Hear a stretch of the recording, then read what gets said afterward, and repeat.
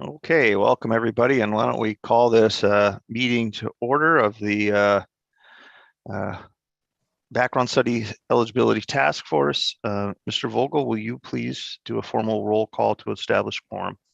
Certainly, Mr. Chair. Senator Champion. Senator Champion. Ms. Dawson. Present. Mr. Esme. Present. Ms. Evans. Present. Mr. Geffen. Present. Mr. Hanson. Mr. Hanson. Ms. Huntley. Present. Thank you. Mr. Urban. Mr. Urban. Ms. Kaser. Present. Mr. Kammer. Present. Lieutenant Knotts. Lieutenant Knotts. Judge Kulik. Judge Kulik. Senator Matthews.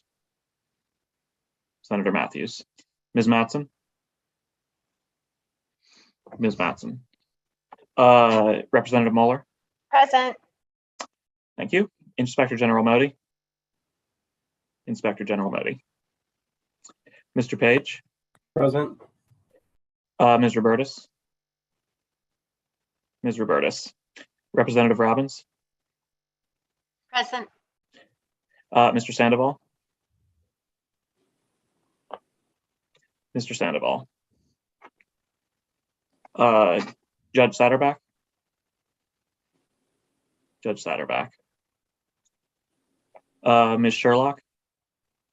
She's in the process of joining Will. Yeah, I can see that. So, Mr. Chair, I'm just going to note her as being present. Mr. Tatum. Mr. Tatum. Ms. Williamson. Present. Thank you. Mr. Chair, 12 of the 24 members are present. A quorum is not present. We're one shy, but I'll note if somebody else comes in. Okay, thank you. And why don't we then just proceed? We're not going to adopt anything from previous meetings, but we will move forward. Obviously, the subcommittees have been working hard on several things. Mr. Vogel? Excuse me, Mr. Chair, Ms. Mattson is present, so a quorum is present. Great. With quorum present, then I'll note that copies of the March 25th and April 8th meeting minutes have been posted to the task force website.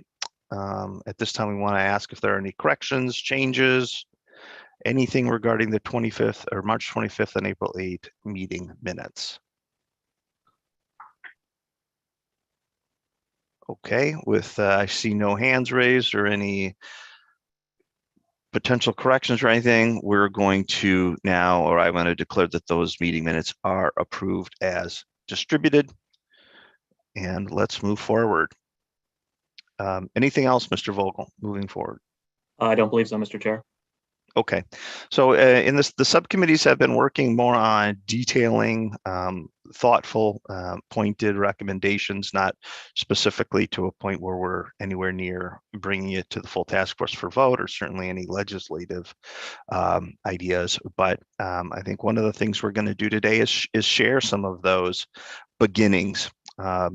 Certainly we're going to start with the disqualification task force, and the disqualification task force is focusing at this point just on some how juvenile records are used in the background study and what are some potential ideas moving forward and for recommendations.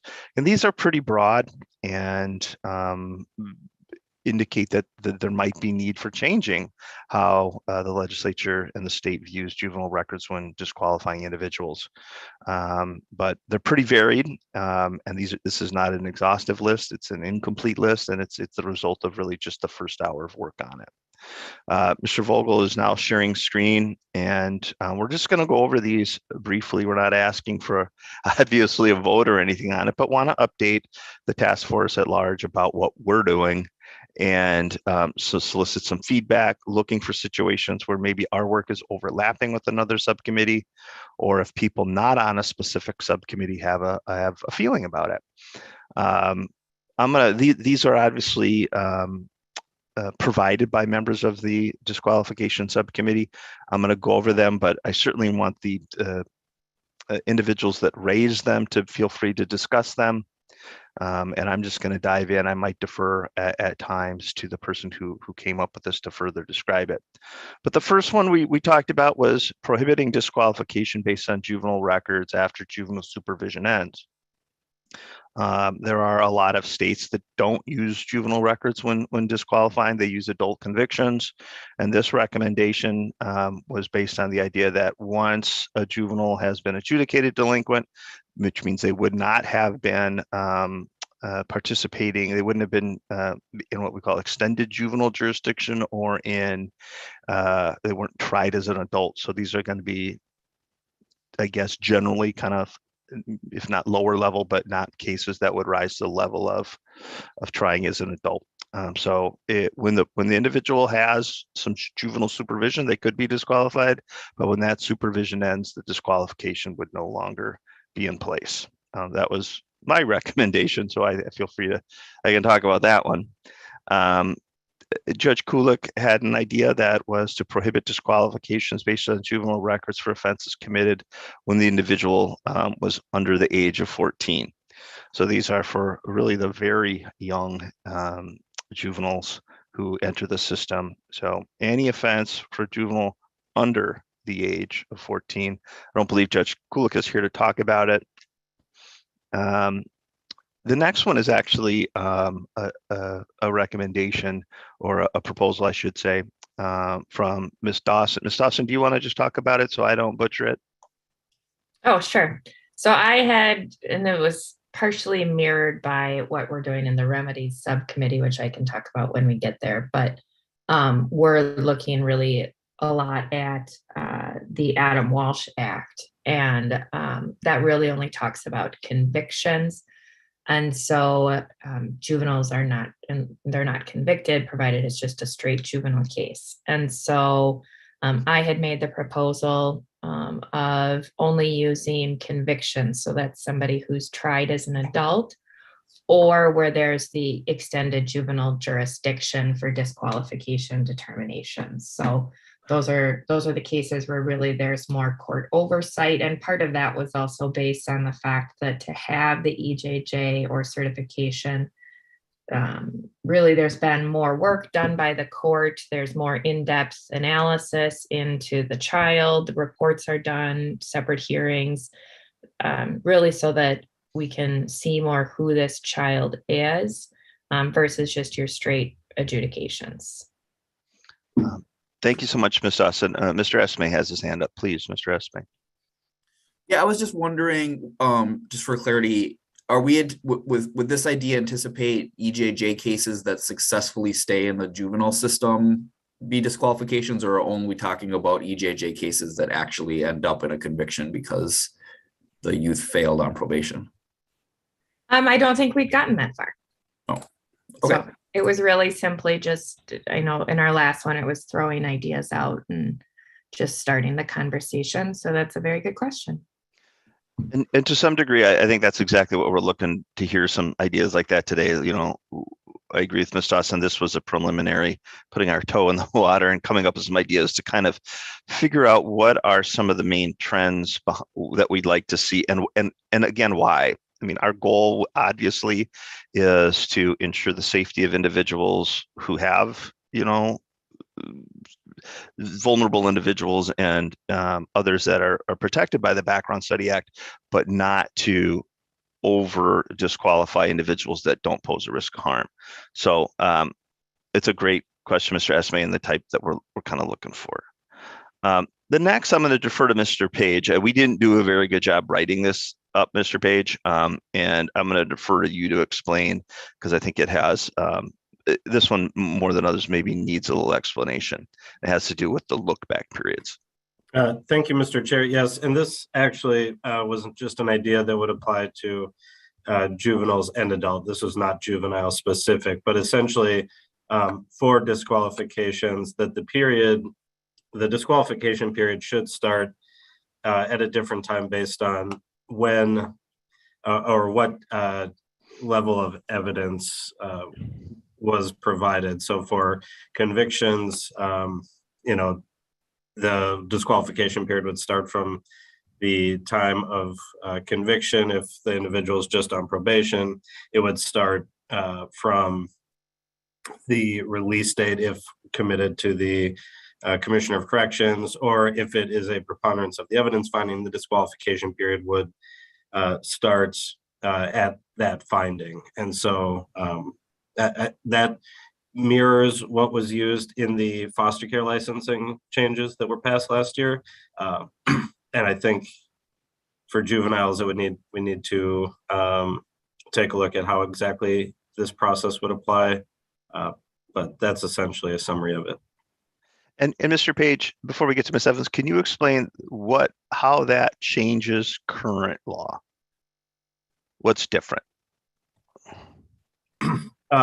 It's my understanding that the current law refers to the commission of the act as the period, or I'm sorry, as the starting event. But I think it, and I don't know the law exactly. My knowledge is better around what was passed last year in the foster care licensing statute, but I think it's the most recent conviction date. I think it really pushes it out to the furthest possible, or the most recent possible point in time. And the foster care licensing statute was written to allow the look back period to begin back further. Mr. Page, it was not my intent to sort of throw you to the wolves there, but I think it's something we'll have to pan out and figure out a little bit in our subcommittee. Sorry about that, but I think it's helpful information. Thank you so much, Mr. Page. Ms. Evans. And my question for you, Max, is I want to understand why that is, and why the look back periods don't start from the conviction, or not from the conviction, but from the time of the incident. Because in my world, the world of treatment and recovery and redemption, a lot of times that's the day of recovery periods for people. That's the day that someone's been arrested oftentimes. And that's the day that their world changed. That external point in time where law enforcement's intervened, and they come to treatment, they go to jail, things have started to change for them. And so when we do those dates from different periods in time, and courts are backed up and all of that stuff happens, it really changes things for folks. We have people in Teen Challenge right now where those look back periods start from the time of conviction or whatever. And with COVID, that's 2 years from their sobriety date. And it seems very unfair that that's the time that we're looking at. Or somebody's been in prison and they were sober that 3.5 years, but none of that time counts towards this thing that we're talking about, which doesn't have to do with their, it's about employment, right? It's about employment that we're talking about. And so I would push back a little on that for that reason, because these, dates of the date of the actual event that took place oftentimes is very different than conviction and release from probation and all of that stuff. And Mr. Chair and Ms. Evans, I can tell you that two things. One, those time periods or triggers were negotiated as part of a political reality based on concerns that individuals may not be rehabilitated during their prison sentence, and then their full disqualification period will have run, and then they would be automatically eligible for a license, even if there was no rehabilitation during their period of incarceration. I will also just say as a second piece that it was more of, and I think I've said this, an art than a science of actually choosing when those would begin. There, I think, are good arguments to be made to negotiate where those should start. But I do think rehabilitation or evidence of rehabilitation is an important thing to consider in figuring out when the disqualification period should begin.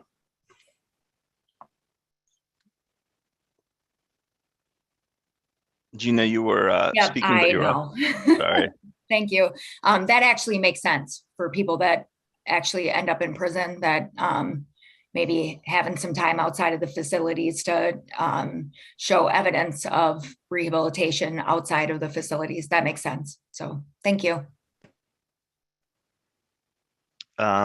Thank you both. Moving forward, let's discuss the last one.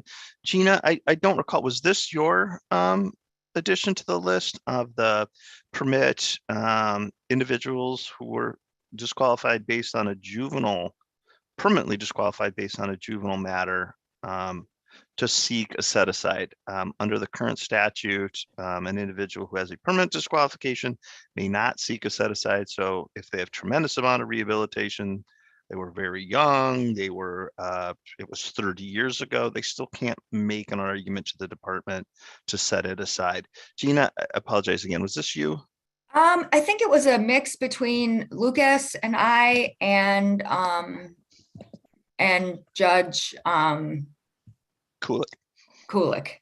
And so, yep, right now how it stands is, you know, if a juvenile, even as young as 14, commits one of the offenses on the permanent list, they are never allowed, no matter how much rehabilitation has taken place, to work in these fields. And so, you know, requesting that permanence for juveniles not be part of this, and that at some point they be allowed to make a case to DHS. And if somebody else wants to talk about that more, that would be awesome.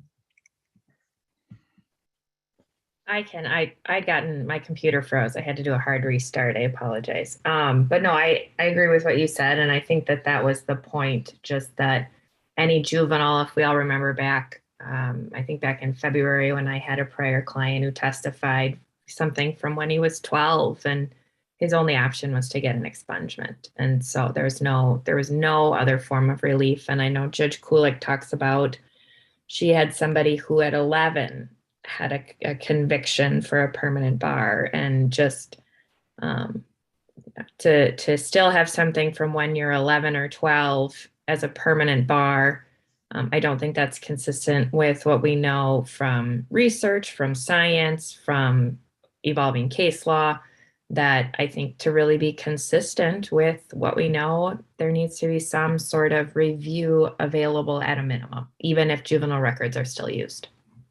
I have a friend that was 12 in another state where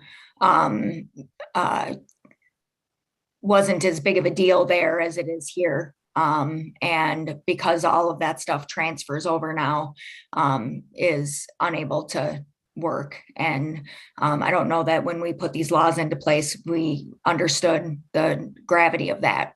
You look at I found a document that has a side-by-side of all the states and how Adam Walsh is in all of those states, and then the additions to each individual state.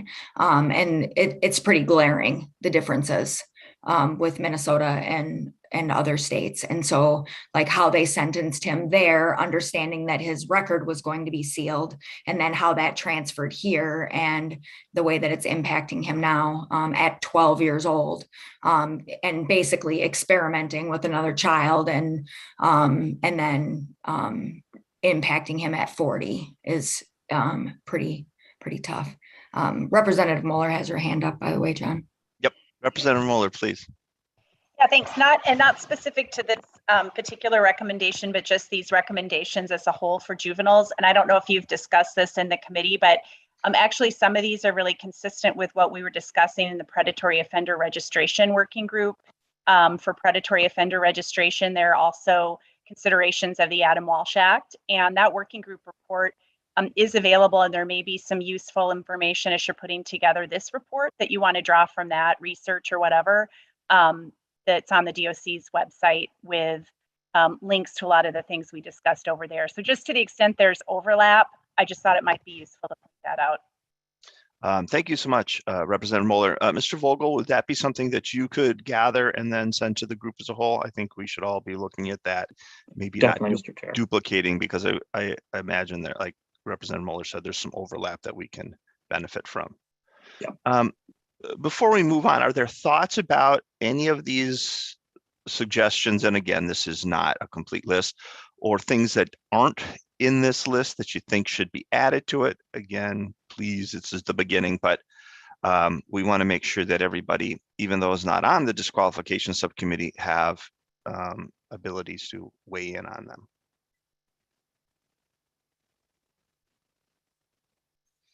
Okay, why don't we move on? I think we will continue to update the group as a whole, and the juvenile, we had a lot of discussions on this juvenile issue, and we'll continue to do so, but we'll also report back. Does anyone from the remedies subcommittee have the ability to kind of give us an update regarding the status of its work? Yeah, sure, I can.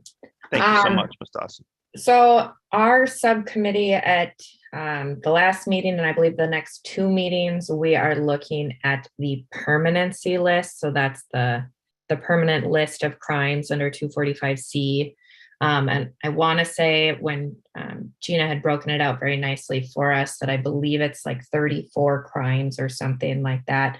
And so what we're really looking at is what to do with that. So one piece where we've started, and we've started breaking it up, because right now under the disqualification statute, all records are essentially used the same, regardless of where the person will ultimately be. So if you're going to be doing childcare or foster care, or working in a treatment facility, or if you're going to be working in a nursing home or working as a PCA, all of them are used the same. And so, and what was interesting for us is that the Adam Walsh really goes back to funding for foster care and child care. And again, as we're trying to keep in mind the risk of harm and the population to actually be served, and whether there is that risk of harm. So we have actually started by separating out into essentially 4 buckets.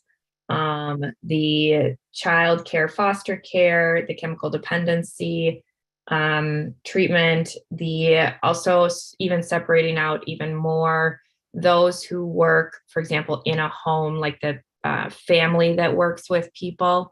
So often you may have a family member that's working as a PCA or something along those lines.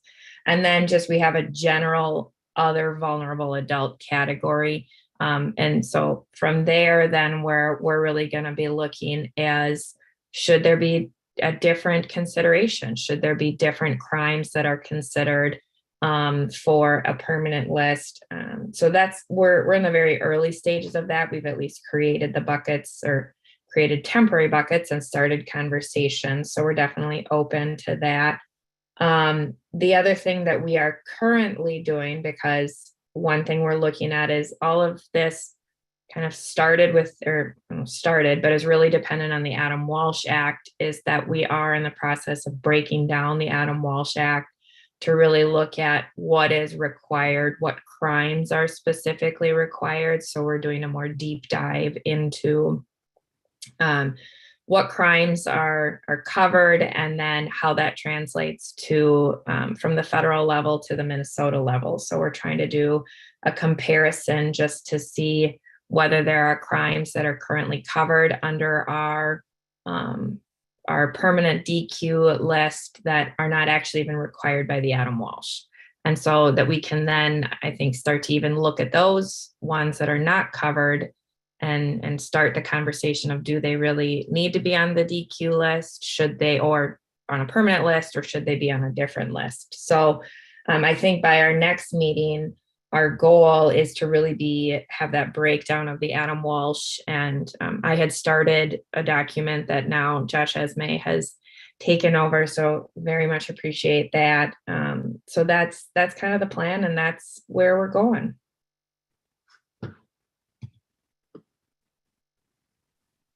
Anybody else from the remedies subgroup have anything to add to that? Anybody else from the group as a whole have questions or input regarding this sort of preliminary stage of the permanency and Adam Walsh aspects of remedies group? I had one question for remedies. As you sort of create these 4 buckets, are you also looking at just like the feasibility of, I mean, how the department will figure out as it does a background study, which bucket it would fall into? How just like logistically? I mean, I think that's, of course, a consideration we're going to have. And I know it keeps coming up. How would this be implemented? I don't think we're far enough in to say exactly how it would work, as it's a preliminary conversation. But I think definitely within our group, we're very cognizant of what could a recommendation be, but on top of that, how could it actually be implemented? Okay. Mr. Esme. I would just add that sort of the point of kind of picking apart and trying to analyze what exactly the Adam Walsh Act, what crimes the federal government anticipates requiring a disqualification from the Adam Walsh Act. Kind of the purpose of that is to make sure that our Minnesota specific list accurately reflects that. But I still think what we would end up with is a recommendation that the statute includes a specific Minnesota list. Right. So if I understood your question right, I still think all the department would be doing was to check to see, is this particular crime on the disqualification list for this particular job? Got it. But they would then have to figure out what job it is, like who they're working with. So like if you work at a hospital, you could be working in inpatient treatment, you could be working outpatient treatment, could be working in the memory care wing. I'm just thinking that through how the department would know. Yeah, we haven't gotten too deep into that, of course. But we still only have, we basically have one bucket for programs where there's Adam Walsh funding coming through. So I think that would be pretty self-explanatory. We have one bucket that we thought was important to break out for basically people who are getting funding through DHS programs themselves to provide at-home care for their family. So that's sort of the family member kind of PCA work. And I guess I anticipated that being relatively straightforward too, since it's going to be within DHS's pre-existing programs. So I think the area that we probably will need to look at is where is there overlap between chemical dependency related services and other general, vulnerable adults. And so we'll work on that. Yeah, I know it's preliminary. I'm just kind of thinking out loud. Anything else for anybody else in the remedy subgroup from the group at large? Okay, let's move on then. Let's move on to our data subcommittee. Obviously, the 4th data set's in. Ms. Williamson, please. Thank you, Chair, members, and all in attendance on today. So with the data subcommittee, we have set a schedule where we are planning to meet bi-monthly. Here, technically, we come April 29th. That will be the case for April, but for sure going forward through September, with the potential of additional meetings as need be. We have so far done a lot of qualitative work in regards to just kind of setting the framing for the data, as well as I know specific to DHS, where times where they were anticipating to provide data, but then other things had come up. So we're looking to shift more into that quantitative data as we, just with the inferential and then correlations, looking at patterns, looking at, just how to the extent of the variances, if you will. And so with that being said, we are the fourth data set. Yes, we have received that. However, there is some additional information that was not included in said data set. So we're hopeful, as we've submitted that written request, that DHS will be able to provide that to us as soon as possible. Because with the schedule, we are looking intentionally to start our analyzing the data set for May. So hoping that we can get that additional information as we are starting that off, and kind of looking at a pattern of with our bi-monthly meetings to go according to requests or charges of the other subcommittees, because we know that disqualification is focusing on juvenile for the moment, and then remedies with permanency to then go into POE. So yes, we're looking to start with data set 4, then go to data set 3, and so on and so forth, as we get to formulating our conclusion, if you will, to be able to provide the considerations to the full group. If there's anything I'm missing, please, anyone from the subcommittee, please add what I may have missed at this time. I had a quick question. Oh, I'm sorry, please, whoever was speaking, go ahead. Yeah, I would just say, this is Nicole, just to add that not really our idea is to present the important data to the larger group to then make determinations on how to move forward, not necessarily that we're doing that as a small group. And I think, or at least that's the intention of not us drawing conclusions, but drawing you to pertinent points of data that can help the whole entire group support decisions going forward. Perfect. Thank you. Thank you for that clarification. Could you clarify, Chair Williamson, what was missing from the fourth data set that has been requested? If I may, I would like to defer to Mr. Vogel, just so that he can then state what was submitted to DHS. Mr. Vogel, if you don't mind. Certainly. Thank you, Ms. Williamson and Mr. Chair. So basically, we just sent a request into DHS for a breakdown of the various stages of the reconsideration process by crime or conduct. So data set 4, for example, breaks down the reconsideration process by race. They gave us some really great statistics on, say, the racial breakdown of people who requested a reconsideration, people who got a set aside, people who got a variance, people who didn't. But the conversations that I was hearing from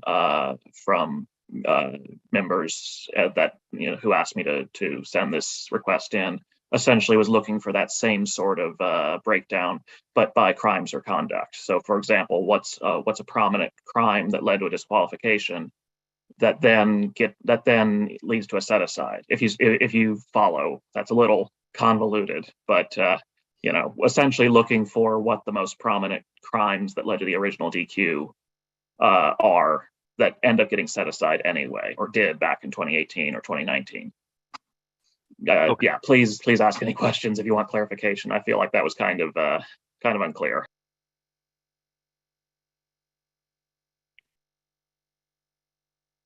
I think it got us there, but I appreciate Chair Williamson and Mr. Vogel's explanation. Are there any questions as a whole to the data subcommittee from any of the members of the task force?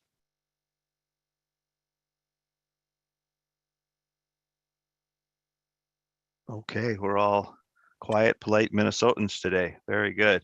And Chair, if I may also just please. Request to the full task force, as the sets have been sent out, there's pie charts and a wonderful data Mr. Vogel had presented at our previous task force meeting. I just want to ask if any of the members have any additional questions or they think of some others, specific requests that would be helpful, to please let us know as soon as possible so that we can get that submitted in writing. If it's something specific to DHS. Thank you. Thank you, Chair Williamson.